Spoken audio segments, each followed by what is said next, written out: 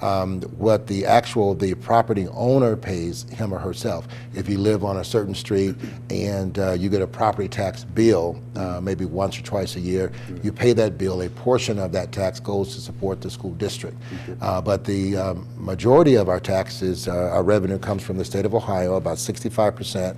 The other 24% are from businesses, restaurants and factories, and then about 7% comes from the actual property taxpayer, him or herself. So they're distributed through the district in a formula sort of way. That is correct. The higher the value of your home, the more taxes you would pay.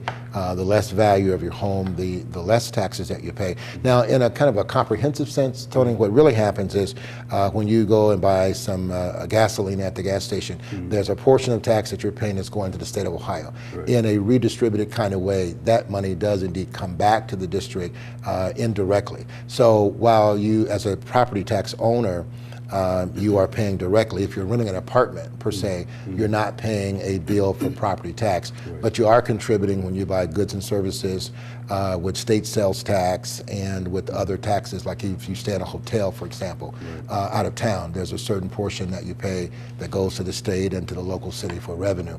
The challenge that we face in Ohio is that we are a state that's been challenged recently by businesses that have decided to move to other states because of the overhead associated with either taxes or other kind of challenges. So as those corporations and factories move either out of the city or out of the state of Ohio, it can have some impact. For example, Eaton Corporation, for us, their plan to move out of the city of Cleveland over the next few years will cost us about $1 million a year. Okay. I think they're going to give us some money of that back, but in what form it takes, I'm not really sure.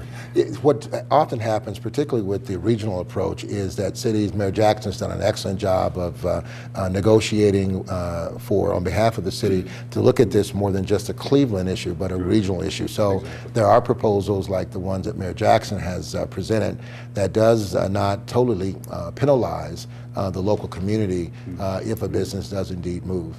Now, looking ahead to the 2009-2010 budget, stimulus dollars, they're going to have a significant impact on the budget?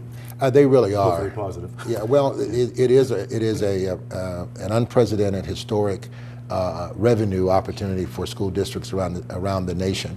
And I, on behalf of the board and the citizens and the 8,000 employees that we have, we commend President Obama for his wisdom in using stimulus funds as a way to generate and stabilize the economies across the nation.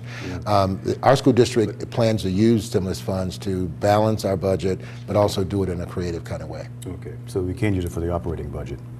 You can use it for operating in terms of personnel, but what you've got to be careful of, and I've been sharing this with the community at large, is that it's a 2-year funding process. So while we have additional dollars right now, in 2 years those dollars won't be here. So any of the programs that we create, we have to either begin to pay for them ourselves in 2 years, or those programs will go away. It's what's called a kind of a cliff situation, where in 2 years those monies fall off the cliff, and the school district then has to be able to either support them or cut those programs. Okay, so we have some uncertainties with the state funding, some uncertainties with the timeline for the federal funding. Any other uncertainties? I would say uncertainties around the enrollment projections for the fall. I think our overall concern about the economy in general. One of the reasons we are recommending, Tony, this time to the Board of Education, a temporary budget that will allow us to operate for about 6 months. Our fiscal year ends June 30th. And by that time, as you well know, the state legislature is supposed to have a budget that is balanced and that determines how much money school districts will be receiving. Once that happens, the actual state budget is actually the trigger for stimulus funds being received.